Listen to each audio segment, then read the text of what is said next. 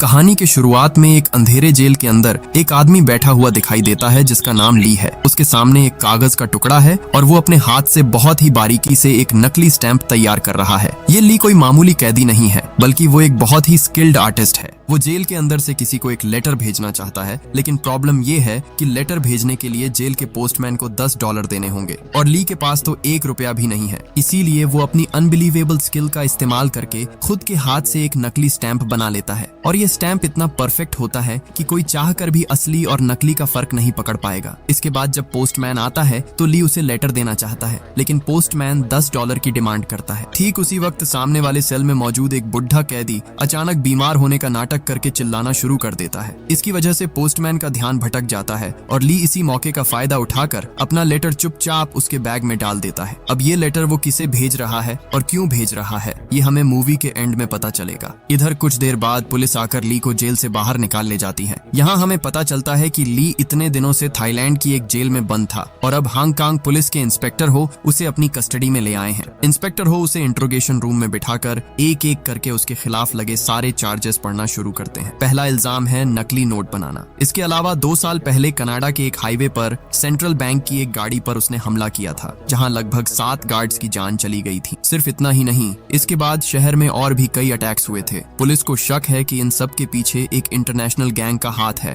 और ली पर इन सब घटनाओं में सीधे तौर पर शामिल होने का आरोप है। लेकिन ली हमेशा की तरह सारे आरोपों से इनकार करता है। वो बार बार एक ही बात कहता है कि इन सब का मास्टरमाइंड पेंटर नाम का एक बहुत बड़ा माफिया है। हालांकि इस पेंटर का असली नाम क्या है या वो कहाँ मिलेगा, इसके बारे में वो कोई जानकारी नहीं दे पाता। आज भी इंस्पेक्टर हो के सामने पेंटर के बारे में उसके मुंह से कोई काम की बात नहीं निकलती, बल्कि उसके चेहरे पर जबरदस्त खौफ दिखाई देता है। वो रोते हुए कहता है कि पेंटर उसे ढूंढकर मार डालेगा, इसलिए उसे जितनी जल्दी हो सके वापस जेल भेज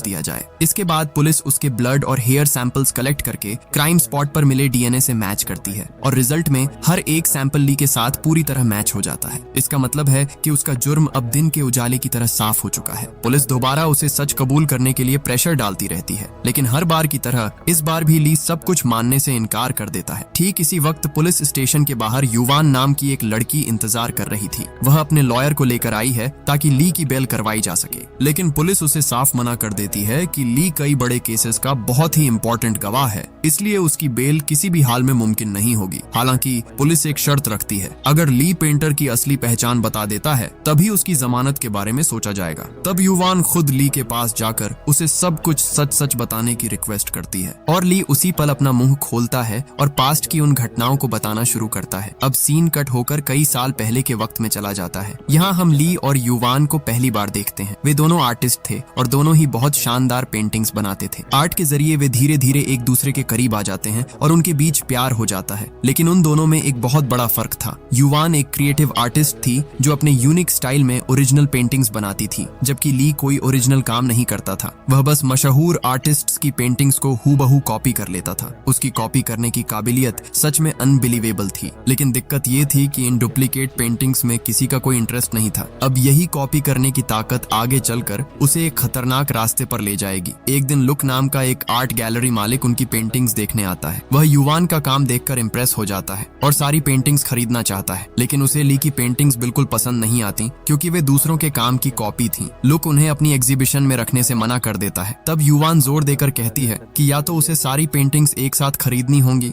वरना वह एक भी नहीं बेचेगी। लुक के जाने के बाद ली युवान से कहता है कि तुम मेरी फिक्र मत करो, मेरी सारी पेंटिंग्स टोक्यो के एक आदमी ने पहले ही खरीद ली हैं। लेकिन कुछ देर बाद युवान को समझ आ जाता है कि ली झूठ बोल रहा है, उसकी एक भी पेंटिंग नहीं बिकी थी। असल में ली चाहता था कि उसकी वजह से युवान के करियर में कोई रुकावट न आए। खैर, एग्जीबिशन वाले दिन युवान अपनी पेंटिंग्स के बगल में चुपके से ली की एक पेंटिंग रख देती है। सब लोग काम की तारीफ कर रहे थे, तभी एक आदमी आकर ली की पेंटिंग का मजाक उड़ाने लगता है। उसका यह बर्ताव देखकर युवान को इतना गुस्सा आता है कि वह उसके ऊपर पानी फेंक देती है। हालांकि एग्जीबिशन खत्म होने पर ली खुद जाकर उस आदमी से माफी मांगता है। तब वह आदमी हंसते हुए कहता है कि वह तो बस मजाक कर रहा था ताकि ली उससे अकेले में मिलने आए, क्योंकि क्योंकि पूरी एग्जीबिशन से उसने जो पेंटिंग खरीदी थी वह ली की ही थी। इसके बाद एक रेस्टोरेंट में बैठकर वे काफी देर तक बात करते हैं। वह आदमी अपना इंट्रो पेंटर के तौर पर देता है। हाँ, यह वही पेंटर है जिसका नाम ली बार बार पुलिस को बता रहा था। पेंटर ली की तारीफ करते हुए कहता है कि किसी भी तस्वीर को इस तरह कॉपी करना कोई छोटी बात नहीं है। वह सीधे ऑफर देता है कि तुम्हारा यह टैलेंट मेरे बहुत काम आएगा। अगले दिन ली पेंटर से मिलता है और कहता है कि वह उसका कोई भी ऑफर मानने को तैयार है। पेंटर हंसते हुए उसे अपनी टीम में वेलकम करता है, लेकिन ली को जो काम करना होगा वो सुनकर उसके पैरों तले से जमीन खिसक जाती है। पेंटर उसके सामने $1 थमाकर कहता है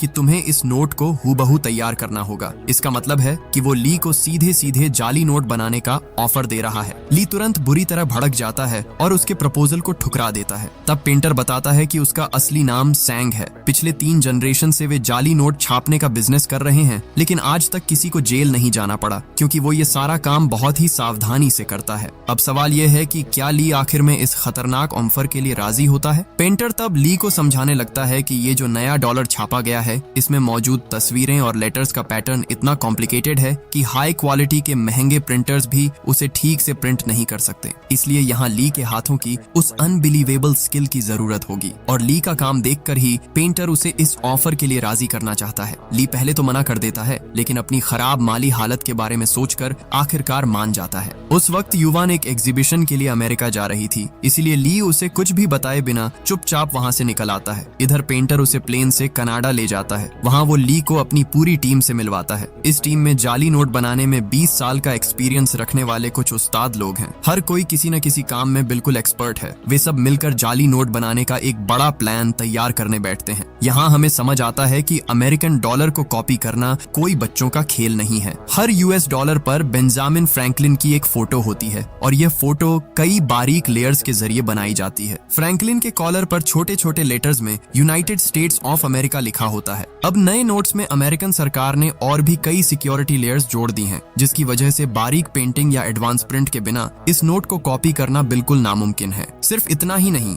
नोट्स में एक खास इंक का इस्तेमाल किया गया है जो एक तरफ से देखने पर पर्पल और दूसरी तरफ से देखने पर गोल्डन दिखाई देती है। इस चीज को मोर इफेक्ट कहा जाता है, यानी इंक में एक कलर चेंजिंग इफेक्ट है। इसका मतलब है कि इस नोट को बनाने के लिए उन्हें असली पेपर और यह खास इंक दोनों का जुगाड़ करना होगा। अब पेंटर की पूरी टीम इन प्रॉब्लम्स के सॉल्यूशन पर दिमाग लगाने लगती है। सबसे बड़ा चैलेंज था वाटरमार्क लगाने का काम। इसके लिए वे पुराने चाइनीज आर्टिस्ट्स की टेक्निक फॉलो करके 3 अलग अलग लेयर्स पर पेंट करने का प्लान बनाते हैं। सबसे बीच वाली लेयर पर बहुत ही बारीकी से वाटरमार्क सेट किया जाएगा और ये पूरा काम ली को अपने हाथों से पूरा करना होगा। अब मेन काम शुरू करने से पहले ली कुछ प्रैक्टिस नोट्स तैयार करता है। वो इतने परफेक्ट तरीके से नोट ड्रॉ करता है कि टीम के सभी लोग उसका काम देखकर पूरी तरह से हैरान रह जाते हैं। इसी तरह कुछ दिन प्रैक्टिस करने के बाद वे अचानक ईस्टर्न यूरोप चले जाते हैं। वहाँ एक नीलामी में पुराने बैंक नोट छापने की मशीन बिक रही थी और वे उसे खरीद लेते हैं। अब सवाल आता है कि असली बैंक नोट जैसा कागज कहाँ से आएगा। तब पेंटर एक कमाल की जानकारी देता है। वो बताता है कि USA सरकार जिस कागज से नोट छापती है, ठीक उसी क्वालिटी के कागज से वे टेलीफोन डायरेक्टरी भी तैयार करते हैं। बस ये बात सुनते ही वे उस डायरेक्टरी के छापे खाने में जाकर मालिक से सीधे 500 टन पेपर खरीद लेते हैं। अब इन पेपर्स को लेकर ली के डिजाइन के हिसाब से जाली नोट छापने का काम शुरू होता है। नीलामी से खरीदी गई उस विशाल मशीन में नोट पर नोट छपने लगते हैं और ये नोट देखने में बिल्कुल असली नोट जैसे ही लगते हैं। लेकिन एक बड़ी प्रॉब्लम अभी भी बाकी थी और वो थी कलर चेंजिंग मोर इफेक्ट। इसके लिए जो खास इंक चाहिए वो सिर्फ सरकारी दफ्तरों के पास ही मिलती है और इस इंक को हासिल करने के लिए पेंटर एक खौफनाक प्लान बनाता है। खैर, पेंटर अपनी टीम के साथ सेंट्रल बैंक की एक गाड़ी पर सीधा हमला बोल देता है। उस गाड़ी में उस कलर चेंजिंग इंक के कई बैरल थे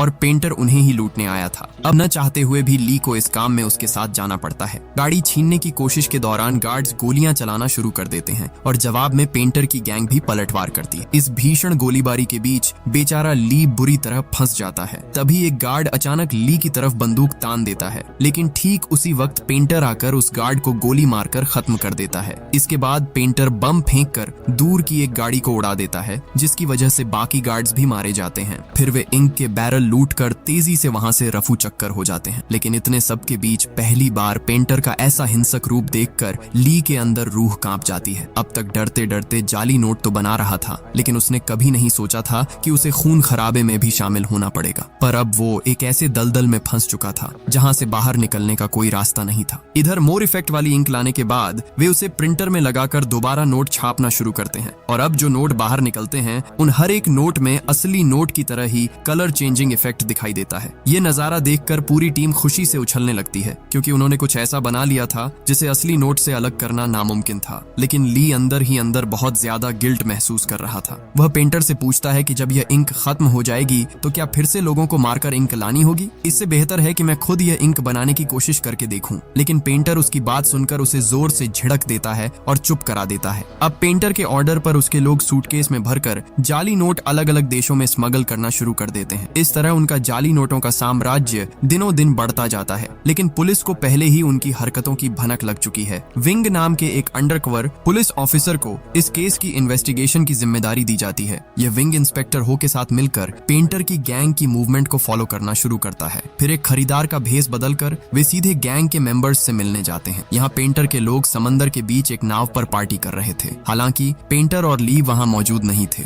विंग वहाँ से सब कुछ ऑब्जर्व करता है और फिर निकल जाता है। लेकिन पेंटर का असली खेल तो अभी शुरू ही नहीं हुआ था। पेंटर जनरल नाम के अपने एक पुराने क्लाइंट के साथ मीटिंग फिक्स करता है। अगले दिन वह ली को साथ लेकर जनरल के घर की तरफ रवाना होता है। रास्ते में ली पेंटर को एक इम्पोर्टेंट बात बताता है। वह कहता है कि उसे एक खास किस्म के कारपेंटर के बारे में पता है जिससे मोर इफेक्ट पैदा किया जा सकता है। इसका मतलब है कि इस इंक से डॉलर बिल पर दो अलग अलग एंगल से दो रंगों का इफेक्ट लाया जा सकेगा और इसके लिए किसी को मारना नहीं पड़ेगा। पेंटर उसका यह आइडिया सुनकर काफी खुश होता है और वादा करता है कि वह ली के नाम पर एक रिजॉर्ट खरीद कर देगा जहां वह युवान के साथ अपनी बाकी जिंदगी आराम से गुजार सकेगा। लेकिन तभी पेंटर अचानक ली के हाथ में एक बम का रिमोट थमा देता है और कहता है कि मेरे इशारे पर ही तुम्हें यह बटन दबाना होगा। इधर जनरल के घर पहुंचने के बाद मीटिंग नॉर्मल तरीके से शुरू होती है। जनरल पेंटर को अच्छे दाम पर नकली नोट खरीदने का ऑफर देता है और कहता है 6 महीने के लिए अपनी पूरी गैंग के साथ मेरे यहाँ शिफ्ट हो जाओ और मेरे लोगों को भी अपने जैसा परफेक्ट नकली नोट बनाना सिखा दो। फिर जनरल हंसते हुए कहता है अगर तुम्हारे पिता जिंदा होते तो वे इस डील के लिए तुरंत मान जाते। यह बात सुनते ही पेंटर के चेहरे के हाव भाव भयानक तरीके से बदल जाते हैं। वह धीरे से कुर्सी से उठकर जनरल के पास जाता है और उसके कान में फुसफुसाते हुए कहता है 7 साल पहले तुमने ही मेरे पिता का खून किया था। यह सुनकर जनरल समझ जाता है कि पेंटर यहाँ बिजनेस करने नहीं बल्कि बदला लेने आया है। पेंटर अपनी शर्ट खोलकर दिखाता है कि उसकी पूरी बॉडी पर बम बंधे हुए हैं। फिर वह चिल्लाकर ली को रिमोट का बटन दबाने के लिए कहता है, लेकिन डर के मारे थर थर कांप रहा ली अपना हाथ तक नहीं हिला पा रहा है। पेंटर के और भी जोर से डांटने पर ली के हाथ से रिमोट जमीन पर गिर जाता है और गिरते ही उसका स्विच दब जाता है। लेकिन धमाका पेंटर की बॉडी पर बंधे बमों से नहीं होता क्योंकि वे तो नकली थे। असल में ब्लास्ट बाहर पार्क की हुई पेंटर की गाड़ी में होता है। मतलब क्या ही बोलूं, यह आदमी अपनी गाड़ी में पूरा का पूरा बम लेकर घूम रहा था। धमाके के जोरदार झटके से जनरल के कई लोग वहीं ढेर हो जाते हैं। बाकी लोग दौड़ कर आते हैं और पेंटर पर गोलियां चलाने लगते हैं। लेकिन पेंटर दोनों हाथों में 2 पिस्टल लेकर ऐसे स्टाइल में गोलियां चलाता है कि एक के बाद एक लोग जमीन पर गिरने लगते हैं। लेकिन यह तो बस शुरुआत थी क्योंकि जनरल भी कोई कच्चा खिलाड़ी नहीं था, पर पेंटर ने इसके लिए पहले से इंतजाम कर रखा था। उसका एक साथी दूर जंगल से लगातार रॉकेट लॉन्चर दागना शुरू कर देता है। रॉकेट लॉन्चर के हमलों से वहां सब कुछ उड़ जाता है और पूरा इलाका आग की लपटों में घिर जाता है। चारों तरफ धुएं और बर्बादी के बीच पेंटर 2 राइफलें लेकर और भी लोगों को साफ कर देता है। फिर उसके कुछ और साथी गाड़ियां लेकर आते हैं और जनरल के आदमियों को कुचलना शुरू कर देते हैं। इसी बीच जनरल के कुछ लोग जंगल में घुसकर रॉकेट लॉन्चर चलाने वाले बंदे को खत्म कर देते हैं। इन सब के बीच बेचारा ली एक कोने में दुबक कर अपनी जान बचाने की कोशिश कर रहा है। ये गोलीबारी काफी देर तक चलती रहती है। आखिर में जनरल खुद एक आर्मर्ड कार लेकर आता है और पेंटर पर सीधी फायरिंग शुरू कर देता है। लेकिन पेंटर जबरदस्त स्टाइल में कूदकर उस पर गोलियां चलाता है और गाड़ी के सही हिस्से पर निशाना साध कर पूरी गाड़ी को ही पलट देता है। इस तरह वह जनरल का भी काम तमाम कर देता है। मगर इस जंग के दौरान चिंग नाम की एक लड़की जो जनरल के लिए काम करती थी, उसकी बॉडी में आग लग जाती है। ली दौड़ कर जाता है और उस आग को बुझा देता है, लेकिन तब तक उसका चेहरा बुरी तरह झुलस चुका था। लौटते वक्त पेंटर उसे हॉस्पिटल ले जाता है और फिर धमाका करके जनरल के पूरे ठिकाने को मिट्टी में मिला देता है। करीब 1 महीने बाद चिंग धीरे धीरे अपनी चोटों से ठीक होने लगती है। पेंटर उसे एक नई आईडी और पासपोर्ट देता है जिस पर उसका नाम युवान लिखा था। ये देखकर ली को बहुत गुस्सा आता है क्योंकि युवान उसकी प्रेमिका का नाम है, लेकिन पेंटर उसकी बात पर ध्यान नहीं देता। इस तरह नई पहचान के साथ चिंग पेंटर की गैंग में शामिल हो जाती है और धीरे धीरे ली की तरफ अट्रैक्ट होने लगती है। हालांकि ली इन सब बातों को ज्यादा भाव नहीं देता। इसी बीच एक दिन वे सब मिलकर युवान का आर्ट शो देखने जाते हैं, जहाँ पेंटर ली से कहता है कि उसने उसके लिए रिजॉर्ट का इंतजाम कर दिया है। अब वो युवान के साथ सुख शांति से अपनी जिंदगी गुजार पाएगा। लेकिन ली दुखी होकर कहता है कि क्या युवान को एक क्रिमिनल के खरीदे हुए रिजॉर्ट में रहना पसंद आएगा। ठीक तभी उन्हें पता चलता है कि युवान उस आर्ट गैलरी के मालिक लुक से शादी करने जा रही है। असल में ली ने काफी दिनों से युवान से कोई कांटेक्ट नहीं रखा था, जिसकी वजह से युवान ने उसका और इंतजार नहीं किया और लुक के साथ रिलेशनशिप में आ गई। यह खबर जानने के बाद ली चुपचाप गैलरी से बाहर निकल आता है और पेंटर को बताता है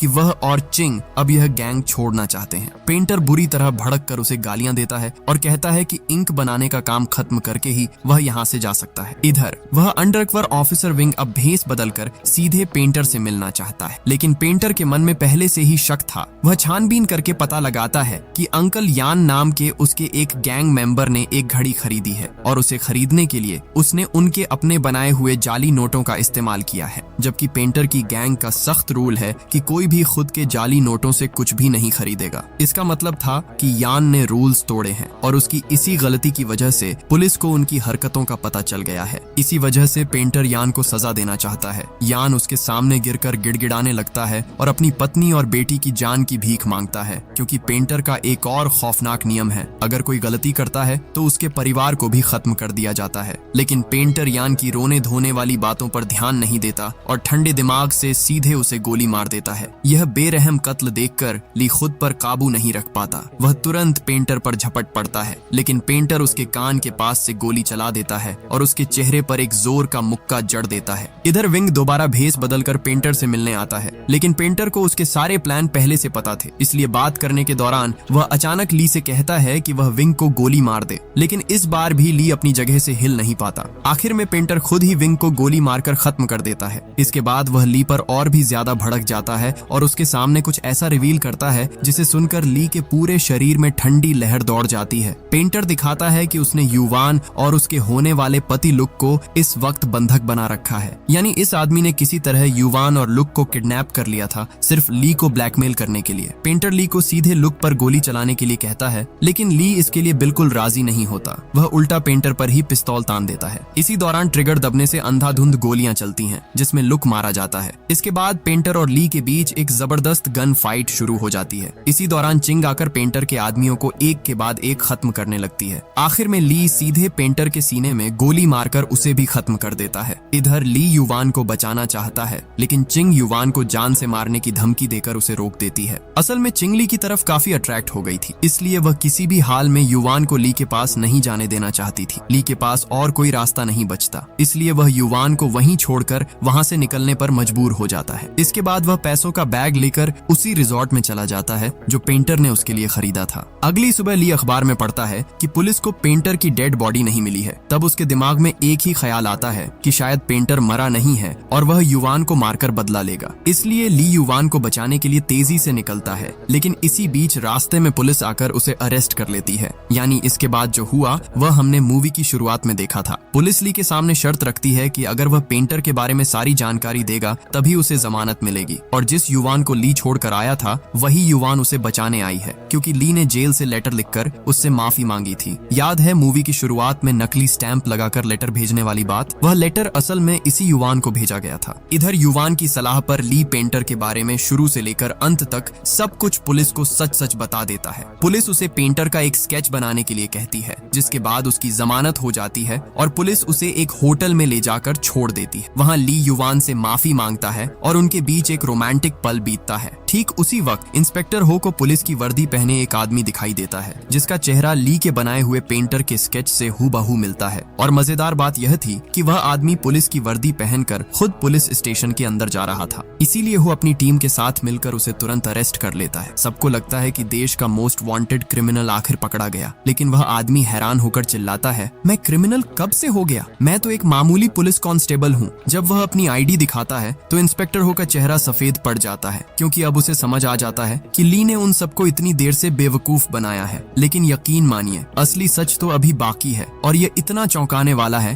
कि आप दंग रह जाएंगे। क्या आप अभी तक बात समझ पाए? इतनी देर से जिस भयानक पेंटर की कहानी सुनाई जा रही थी, वह पेंटर असल में कोई और नहीं बल्कि खुद ली है। जाली नोट डिजाइन करने से लेकर सेंट्रल बैंक की गाड़ी पर हमला करने और जनरल के ठिकाने पर नरसंहार करने तक, ये सब कुछ उसने अकेले ही अंजाम दिया था। लेकिन खुद को बचाने के लिए उसने पुलिस के सामने बहुत ही मासूम बनकर पेंटर नाम का एक काल्पनिक किरदार खड़ा कर दिया। और जिस बेचारे पुलिस कांस्टेबल को उसने गिरफ्तारी के वक्त ड्यूटी पर देखा था, उसी का चेहरा उसने पेंटर के स्केच के तौर पर बना दिया। सोचिए, पूरी मूवी के दौरान हमें लगा कि ली एक मासूम आर्टिस्ट है जिसे जबरदस्ती इस जुर्म में घसीटा गया, जबकि वही इस पूरे ऑपरेशन का असली मास्टरमाइंड था। सिर्फ इतना ही नहीं, और भी भयानक सच ये है कि चीन से आने के बाद ली की युवान से कभी मुलाकात ही नहीं हुई थी। जो लड़की उसे बचाने पुलिस स्टेशन आई थी और जिसके साथ वह होटल में था, वह असल में युवान नहीं थी। वह वही चिंग थी जिसकी ली ने प्लास्टिक सर्जरी करवाकर उसे युवान का चेहरा दे दिया था। याद है, जनरल के ठिकाने पर उस जंग के दौरान चिंग का चेहरा झुलस गया था। ठीक उसके बाद ली ने उसे युवान जैसा बनवा दिया,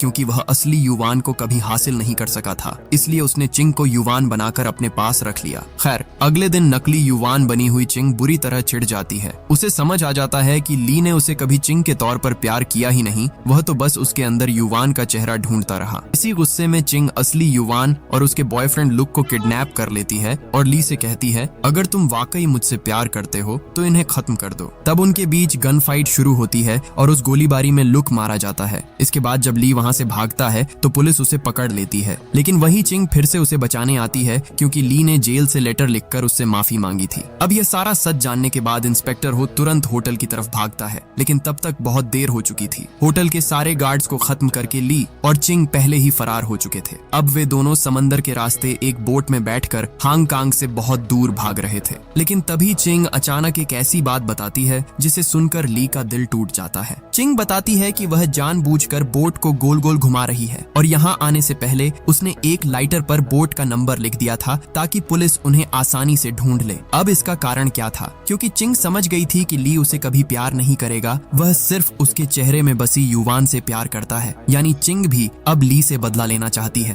तभी ली देखता है कि पुलिस ने उन्हें चारों तरफ से घेर लिया है। वह तेजी से बोट चलाकर भागना चाहता है, लेकिन चिंग ने बोट में पहले से ही एक्सप्लोसिव्स छिपा रखे थे। वह ट्रिगर दबा देती है और एक जोरदार धमाके के साथ पूरी बोट आग के गोले में बदल जाती है। आखिर में वह आग उन दोनों को निगल लेती है। ली की मौत के बाद इंस्पेक्टर हो असली युवान के पास जाता है। वह उसे बताता है कि उन्होंने पेंटर की पहचान कर ली है। अब युवान को तो यह पता ही नहीं था कि ली ही असली पेंटर है, क्योंकि किडनैप के वक्त उसकी आंखों पर पट्टी बंधी थी। जब इंस्पेक्टर हो उसे ली की फोटो दिखाता है तो वह कहती है, हाँ, मैं इस आदमी को जानती हूँ, ये कभी मेरा पड़ोसी हुआ करता था। इसका मतलब ये है कि ली और युवान के बीच कभी कोई रिश्ता था ही नहीं। उसका प्यार पूरी तरह से एक तरफा था और उसने कभी युवान से अपने दिल की बात भी नहीं कही थी। वह उसके लिए इतना ऑब्सेस्ड था कि वह युवान जैसा आर्टिस्ट बनना चाहता था, लेकिन उसके जैसा ओरिजिनल आर्टिस्ट बनना ली के बस में नहीं था। इसीलिए उसने अपनी कॉपी करने की जबरदस्त स्किल का इस्तेमाल करके एक गलत रास्ता चुन लिया। उसका प्लान था कि बहुत सारा पैसा कमाकर वह एक दिन युवान के सामने सिर उठाकर खड़ा होगा, लेकिन उसका वह सपना भी आखिरकार राख हो गया। समंदर के काले पानी में बिखरे हुए बोट के टुकड़े, जलते हुए कागज की राख और एक कमाल के टैलेंट का यह बेकार अंत, जिससे उसने प्यार किया वह उसे जानती तक नहीं थी, और जिसने उसे प्यार किया उसकी उसने कभी कद्र नहीं की। और यहीं पर यह कहानी खत्म हो जाती है।